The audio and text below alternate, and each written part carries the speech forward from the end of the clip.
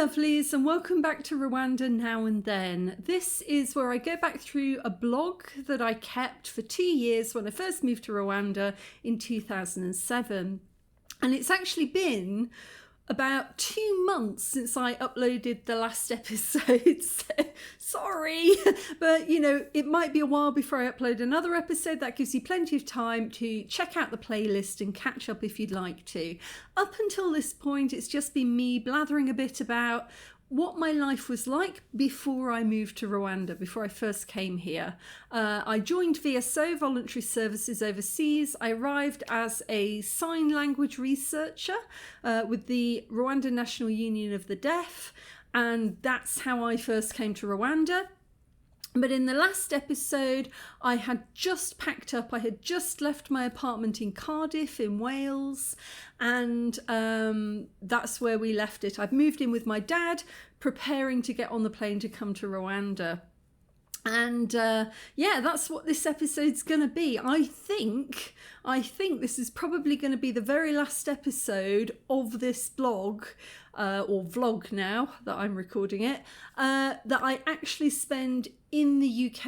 I think after this one, I'm probably about to land in Rwanda, because we're in let me just check. So this episode starts on the 6th of October 2007, so it's about 1 month before I get on the plane. I have got no recollection at all of what happened around that time, other than the fact I went on a family holiday with my dad and Marilyn and Auntie Jean to Majorca.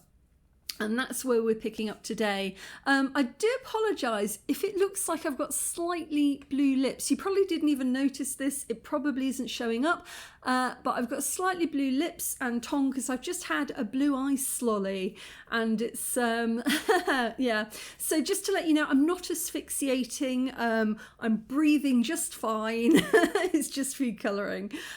So yeah, let's dive in. All right, I fixed myself a cheeky gin and tonic. I haven't got very much ice left, but we're coming up to the festive season, so I feel like requirement.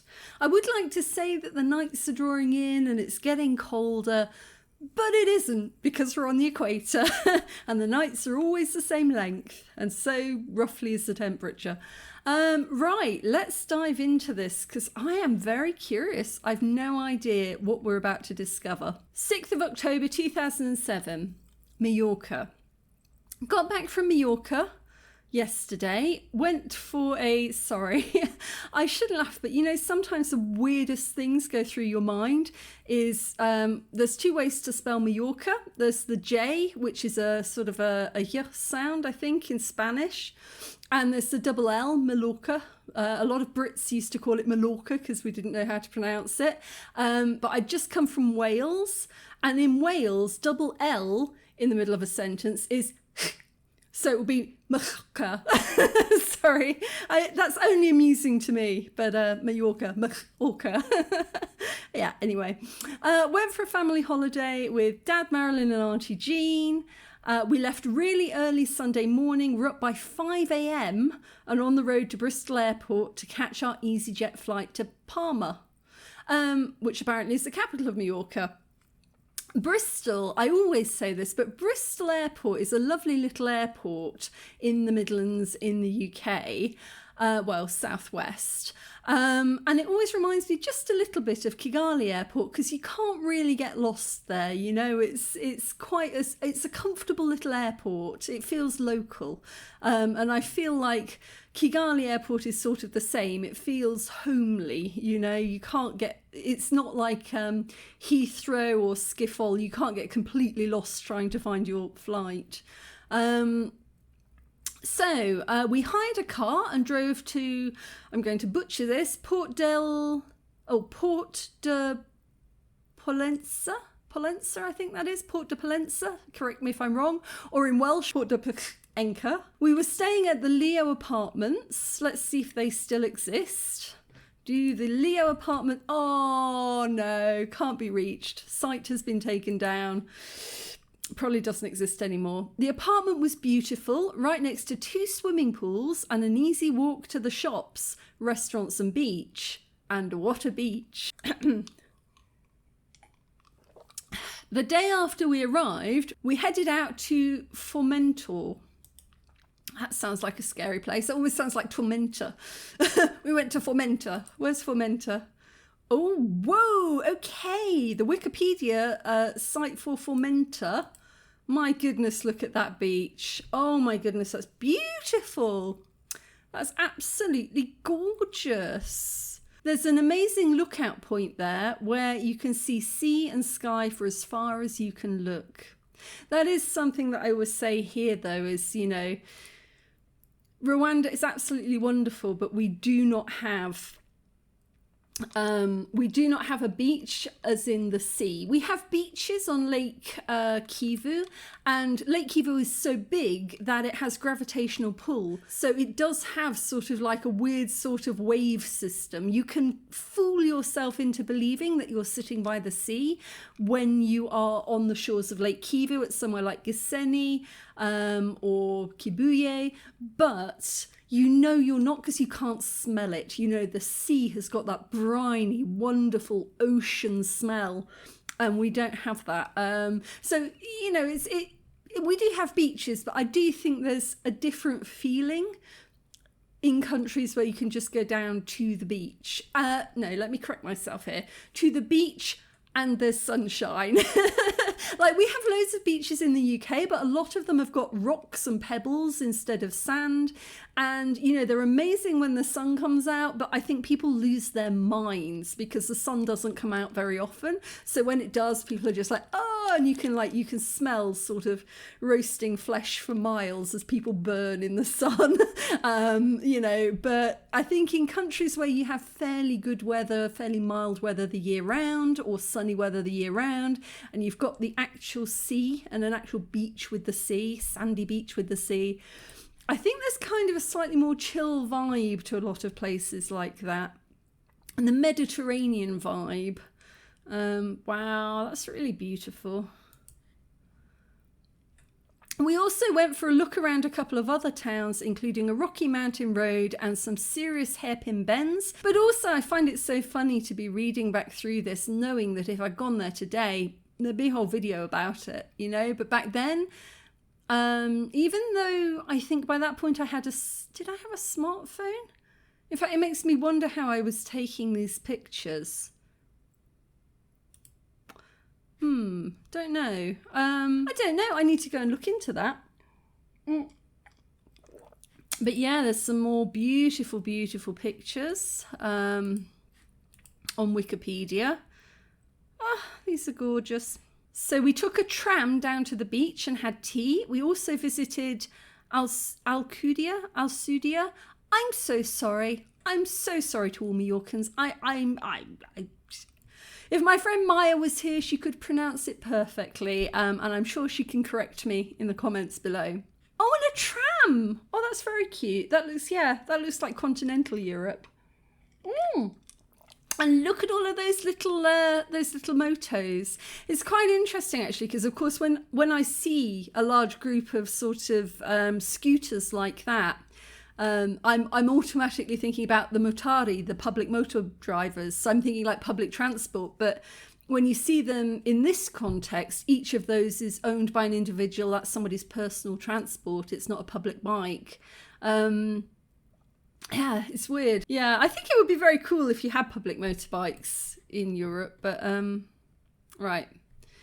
There was also a funny moment when we encountered a beach at Sillet, and took a picture of Auntie Jean there, because as kids, Dad and Auntie Jean spent many holidays at Sillet, which was markedly colder and wetter. Yeah, Sillet is like a seaside resort in the UK, but whereas Silot in Majorca is bright and sunny and, you know, wow. The ones in the UK tend to be overcast, raining. It's not somewhere that you would consider to be very exotic. But loved nonetheless.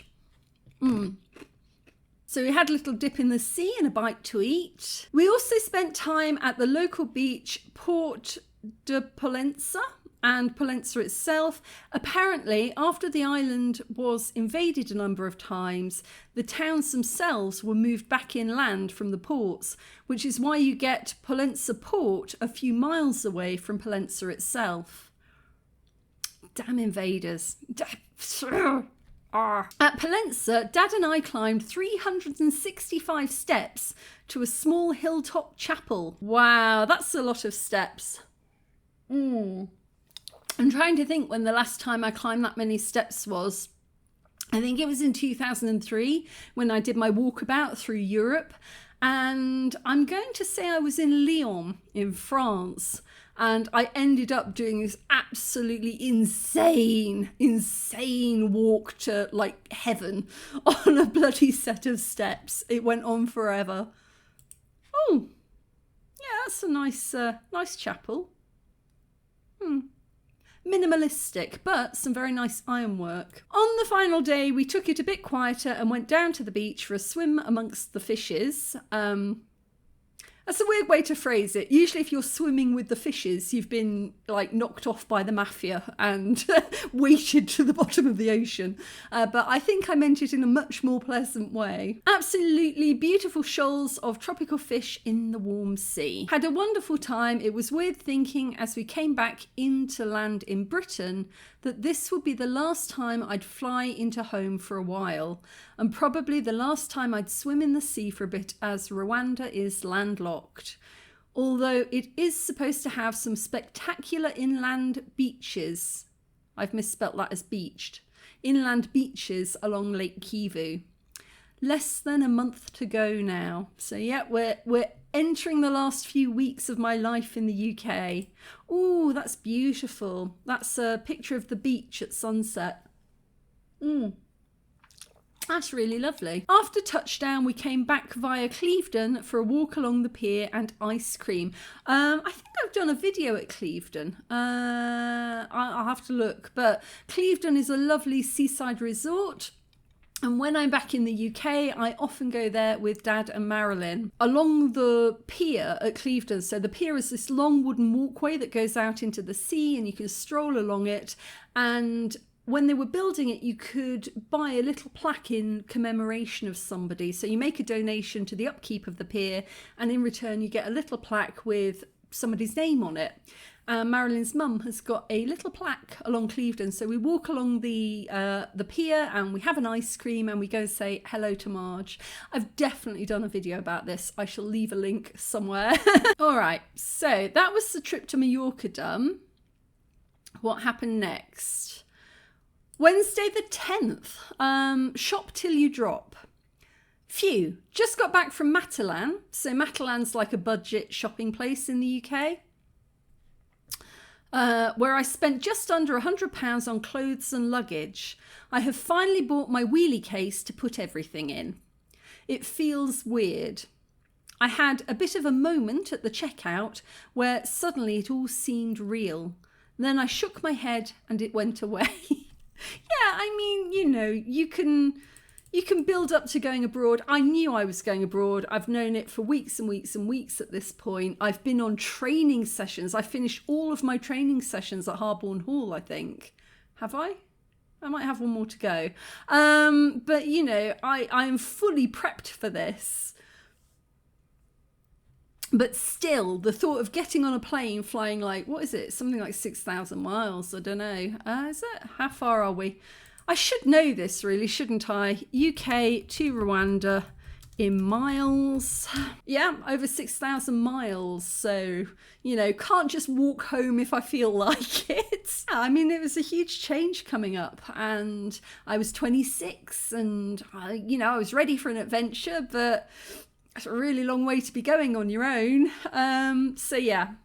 So yesterday I got through almost £200 of my pre-departure grant on insect repellent, a mosquito net, water purifiers, medications for eyes, feet, things for allergies, colds, things to stop you pooping too much, things to help you if you're not pooping enough, things for teeth, things for face, things for hair, etc.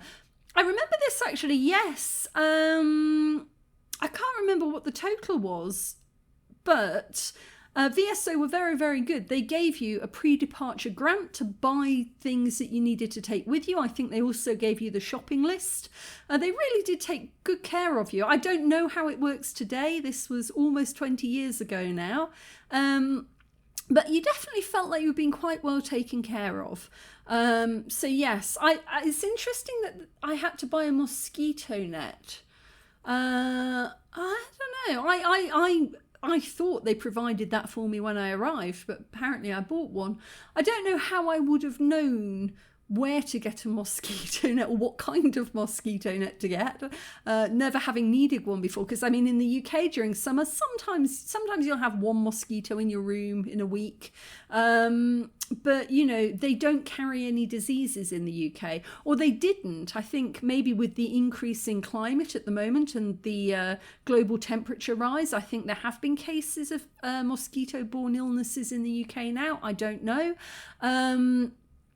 But certainly growing up, you never had to fear mosquitoes because there were few of them. And yeah, they didn't carry anything that could really hurt you. So nobody in the UK uses mosquito nets. It hasn't been quite as expensive as I'd anticipated. Okay. When was the last time anybody said that about anything anymore? My goodness, we were living in an age when pricing was actually, you know, fairly reasonable for most things. You could get yourself a bargain. When was the last time you ever went shopping and went, oh, that didn't cost as much as I expected? Oh my goodness, how the world has changed in 2 decades. It's incredible. She's incredibly depressing. Anyway, so it hasn't been quite as expensive as I'd anticipated, and I even got a student discount in the camping shop. Oh yeah, because I just finished my master's degree, so my student card hadn't run out yet. Still have more than enough of my grant to finish the clothes shopping. How much did they give me? What was the total of that? More than enough from my grant to finish the clothes shopping, plus a few other bits and pieces like a vegetable peeler and a plug adapter. Dad bought me a new laptop as a going away present. My dad's fantastic. I do have the best dad ever. He is incredible. And he bought me a laptop as a going away present, which was incredibly generous. I now need to take a closer look at insurance options. Insurance options? For what, me or the laptop? I thought I got health cover from... Oh, I think it must be for the laptop, maybe. Like electronics, travel insurance, I think, for like electronics and things like that. Because I don't think they were covered by VSO. My physical person, I'm 100% sure was. But yeah, other things probably not. It's quite good fun shopping when you know that you have to spend the money. It was very much VSO. It's like, you have this amount of money and you must buy these things. It's like, yes, okay. Supermarket sweet. So it's quite good fun shopping when you know you have to spend the money and when it isn't yours. And when you have a whole day to browse around. I'm glad I've got the case now because I can only put in it as much as will fit. So it stops me going too crazy and buying unnecessary things. If you know me, if you watch this channel, you know I'm a dreadful packer. I'm terrible. I'm absolutely useless. I drive a motorbike, but the motorbike is going down the road with the front wheel in the air because I pack everything. I cannot pack light. I've tried my whole life. I'm just really bad at it. It's like I'm constantly thinking, oh, you know, maybe I'm going to need this, and I never need it. Whatever it is, I never need it, but I just can't leave it behind. It's a little hard finding good summer wear at the moment as it's now autumn and all the shops are stocking up on big woolly jumpers. Not great attire for sub-Saharan Africa. Yeah, that's still a problem now, you know. If I go home, I have to go in the summer because if I want to buy clothes, yeah, I don't need Ugg boots and a giant sort of Shetland sweater for Rwanda. Right, okay, so that was fun. What happened next? Sorry, it's quite warm this evening. We're just coming out of the wet season, the short wet season, so... I'm used to it being a lot colder than it currently is. Anyway, right. Mefloquine and trees. Started trialling the... I can't speak. Can't speak. It's the gin. It's not enough. It's either too much gin or it's not enough gin. Hold on. Let's see. Started trialling the antimalarial prophylactic mefloquine. There we go. It wasn't enough gin on Wednesday. Oh no, Marion, no. What are you doing? I'm having one of those moments, you know, when you look back at your former self and you just go, oh, sweet child, you knew nothing. Yeah, I've spoken many times over the years about what a really bad idea mefloquine is. I even knew it was a bad idea at this point. Mefloquine it's been banned by countries all over the world, including the UK.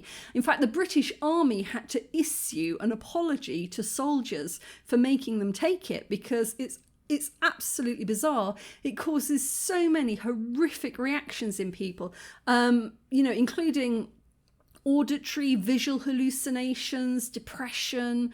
It lists suicide as a side effect. It really is horrific stuff.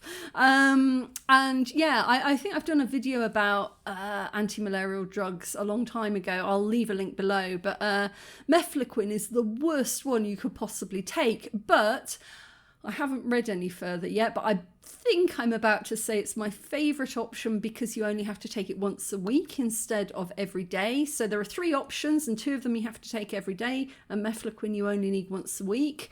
I would take it maybe once a lifetime just for the experience, but I would not take that on a regular basis. Here we go. It's my favoured option because you only have to take it weekly. Yeah. Okay, however, amongst the listed side effects are crazy dreams, hallucinations, depression, seizure, and suicide. Good stuff. Yeah, I don't know why. I was and probably still am that kind of person that goes, turns you crazy, you say? Let me try it. If you're going to react badly, apparently it usually happens within the first 3 doses. I've got just enough time to get those in and change to doxy if I need to before I leave.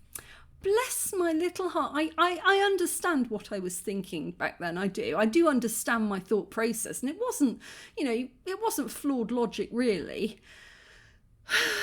But oh dear girl. I could have saved myself some time. Right. So far, it hasn't been too bad. I think I must have taken 1 dose by this point. Psychologically, I'm sound, but I have been finding it really hard to get to sleep and waking up at random times with crazy dreams. I don't mind the dreams though. I love dreaming, so bring it on. But I feel like I could do with a bit more sleep. You know what? 20 years later, you and me both, kid. Honestly, my sleep is dreadful at the moment. Also, occasionally hot flushes, but they seem to be minor and rare. Hopefully this will subside as I get used to taking it. If not, I'll consider changing to daily doxy. So doxy stands for doxycycline. That's probably, one of the most mild antimalarials that you can get. It's mild and it's cheap. And the other one is Malaria, which is mild and expensive. So given the fact that I'd be buying this myself, mild and cheap was the way forward. And then we went to Westonbirt Arboretum. So Dad and Marilyn and we went to Westonbirt Arboretum. My dad is in Gloucester, which is close to the Cotswolds. I'm not sure if Westonbirt is in the Cotswolds or not, but it's a beautiful arboretum. So basically a museum of trees, lots of different types of trees there. And loads of people turn up to take pictures of the acers, and the acers turn a beautiful bright flame red and yellow in autumn. It's a really nice place to go for Christmas. If you ever get to go to Westonbirt Arboretum in Christmas, they do all of these beautiful, beautiful Christmas lights. Really, really beautiful place. Then we went to Tetbury and we went around the churches there, stained glass windows and stone carvings. One of a man found underneath the church, dated from 1211, current era. So he's not looking so great for his age. I mean, it is sort of showing, isn't it? It is sort of showing a little bit.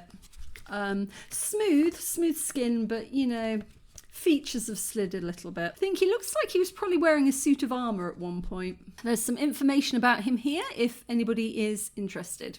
And then I had another pretty uninterrupted night's sleep last night, just getting ready to head off back to Harborne Hall. There we go. I've got my final session at Harborne for my final round of training, which was abbreviated to SQUID. It had the acronym SQUID, Skills for Working in Development. So very, very much like Squid Games, actually. If you wanted to be a development worker in those days, they'd sort of round you up and, kind of line you up in the garden, force you to run really, really fast and throw apples at you. That's how you become a development worker. Should be back late Friday or early Saturday. Not totally thrilled at going back feeling this tired, as they're long days, but it's the last push and should be useful and more specific to my placement. Oh, goodness, wow. Yes, so Harborne Hall, for those who don't know, in the UK, everybody who joined voluntary services overseas back in the day, we all got shipped off to this old, I think it was a nunnery, called Harborne Hall in the outskirts of Birmingham. And we had to go there and do pre-departure training, and all of us went on 3 sessions. So 2 weekends and 1 week-long session. There was a lot of pre-departure training. I think they really, really wanted to make certain that if you were going to have a mental breakdown, it happened before they put you on the plane. Just kind of make absolutely certain that you're sure you really want to do this. Gosh, I'm dying of heat exhaustion here. I've got to put my hair up. Harborne Hall Part 3, Friday the 19th of October, 2007. From left to right, Martin, who was the trainer, Carmel, me, Catherine, Bernie, the trainer, Vicky, Mike, Petula, Anil, Julie, Pam, Bruce, Helen, Hazel, Pete, Mariana, who's also a trainer, and Rosa. Wait, that can't be Bruce. Okay, guys, that's absolutely thrown me, because there was a guy here in Rwanda called Bruce. And that man in the photographs looks exactly like him. But in my memory, I am 90% certain that on all of my courses, I was the only one on my courses coming to Rwanda. I don't remember seeing anybody else coming to Rwanda. But that looks like him. I remember very, very clearly Rosa on the far right. I don't know if we shared a room whilst we were there, but I remember Rosa. She was lovely. And thus we come to the third and final instalment of Harborne Hall, pre-departure. It began with a training skills workshop back at the beginning of September, then P2V preparing to volunteer 3 weeks ago, and now the final but longest instalment. There are a lot of familiar faces this time around, both from training skills, Rosa and Martine. Yes, I think I shared a room with Rosa in the first session that I ever went to there. So if you go back to the first session that I did at Harborne, I think, I must have. I shared a room with Rosa. God, isn't it weird how hard it is to keep track of memories over the years? They just kind of twist and turn, you know what I mean? It's hard even to remember what I read in this blog like 2 months ago.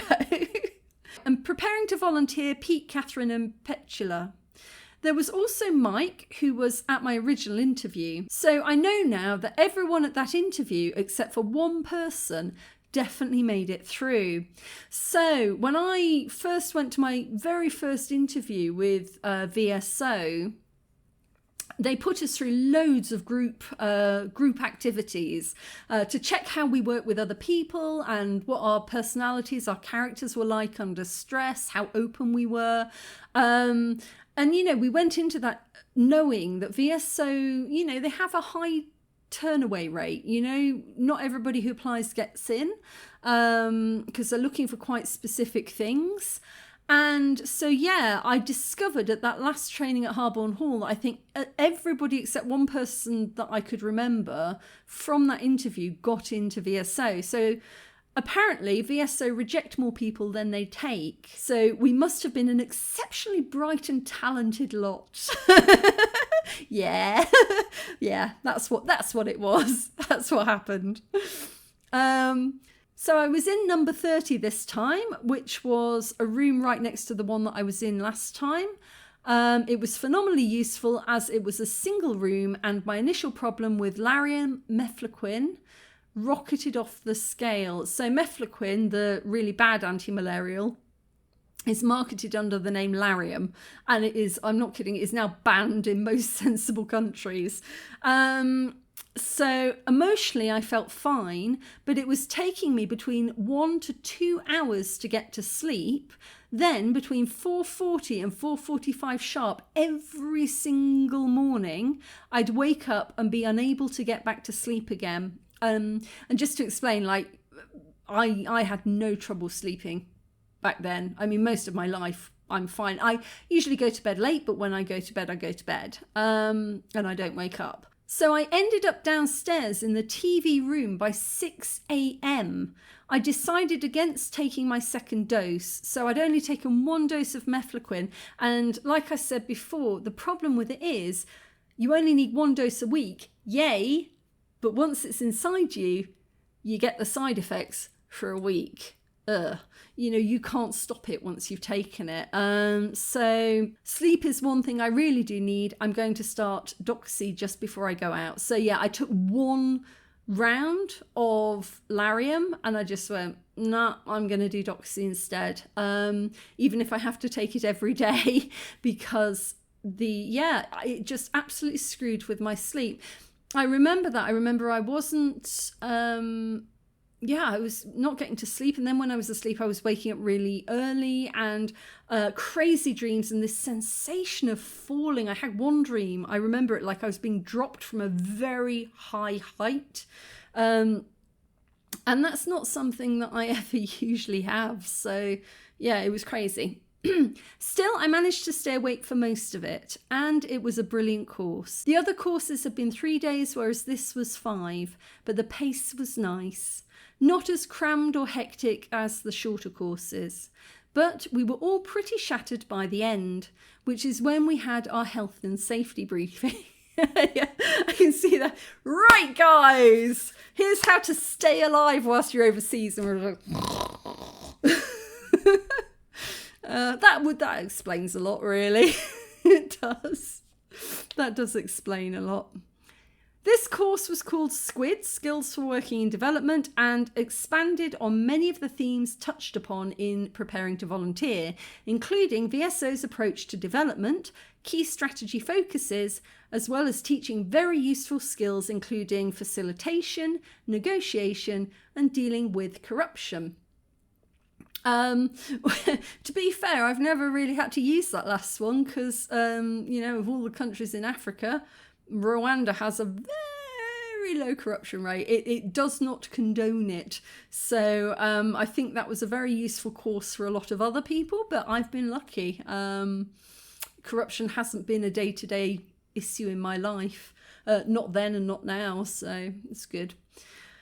Again, it was a pretty large group of around 12 people, plus some visiting observers from Slovakia. There was good energy, and the last half of the course was a lot like training skills in that we were asked to lead 2 short sessions within small groups. So yeah, in one of our courses, you had a little bit of time to deliver 2 training skills shops to your fellow participants, and they were just kind of watching you to see how well you explained things, how well you picked your topic, and how well you timed what you were doing, and just generally your presentation, because it was known that when you got into country, you'd be explaining things to people a lot, and teaching people skills a lot. And so, you had to be able to do that quite competently in order to be selected. Well, we'd already been selected, but I think they could still pull you aside and say, this doesn't seem to be something that you're very strong at. Are you sure you want to continue? So yeah, in this session, it was moving away from training, which is kind of feels more like you're telling people what to do, and into facilitation, which is more sort of finding people's strengths and helping to bring that out in people and getting them to share their skills and knowledge, and facilitating people's growth. So yeah, I said here, by nature, facilitation skills are more hands-off than training ones. Oh, I remember this bit. They gave us a fantastic book which contains tons of practical training tools for use in many different situations. Yeah, they literally handed us, it was like a Bible for community development work with all of these different like training ideas and games and, you know, ways to kind of bring people out of themselves and get ideas flowing. I'm going to click this link, and I really hope this book still exists. No, it's gone. I'm going to have a look through all of my old files and see if I've still got this book. If I do still have it, I will put it below for you. I really hope I do, but I really think I might not. It was brilliant. It was an excellent book. It was literally an endless ideas pile of, you know, if you knew what you needed to get out of people, you knew that there was information that you needed, but you didn't know how to get people to relax and do it in a fun way and not make it feel overwhelming. It was that kind of book. It just had so many ideas in it. I used that for years after VSO in my consultancy work elsewhere in the world. It was so good. Yeah, so I say that I really enjoyed this workshop because it gave me a chance to kind of build up my confidence. Because I said here, as part of my first degree, I did a theatre in education section, which was very similar. It was like, you know, how do you impart information? How do you educate people? How do you get people learning through doing fun things and through participation and role playing and, you know, games and theatre and plays and presentations and all of that. But I kind of knew the theory, but I never really put it into practice. And, you know, it can be a little bit intimidating. Nowadays, I can get up and speak in front of anybody. But back then, I still had a bit of nerves and flutterbys about doing that kind of thing. So it was a really good chance to practice that. On the last night, we went to a local pub where much wine was consumed by an open fire. Some pretty in-depth conversations were had about the meaning of life, the afterlife, and the nature of the soul, with one of the guys on the course. Best kind of conversations. Similarly, over breakfast, conversations were had with another guy regarding Buddhism, Chogyam Trungpa, and a number of other subjects on which much metta was exchanged. Yeah, we're all a bunch of hippies, basically. Bunch of woke lefty hippies having a fabulous time. I overheard a number of other deep and profound conversations occurring during the week. Guess Harborne Hall brings it out in people. Ah, my goodness. Okay. Huh.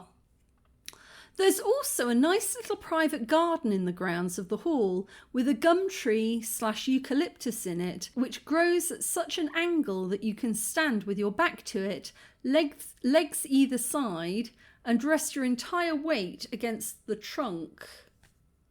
I don't remember this. It's a wonderful place just to relax and watch the clouds go by. I think more and more that I've been craving a bit of this quiet space. It's lovely to see your friends and family, but once you're without a home of your own and that private sanctuary, that bubble of personal space, it can get a bit tough. With so little time left before I fly, it's natural that everyone wants to get together and do things, but all I feel like doing is chilling out on my own for 5 minutes. A few people said the same, but Harborne Hall isn't the place to do that either, with everyone working together, eating together and socialising together. Yeah, I think that's often something that happens at kind of big and important points in people's lives, like those watershed moments. You know, it's natural. You want to share it with people and you want to be around everybody and, you know, the goodbyes and the final sort of conversations and, you know, doing as much as you can together.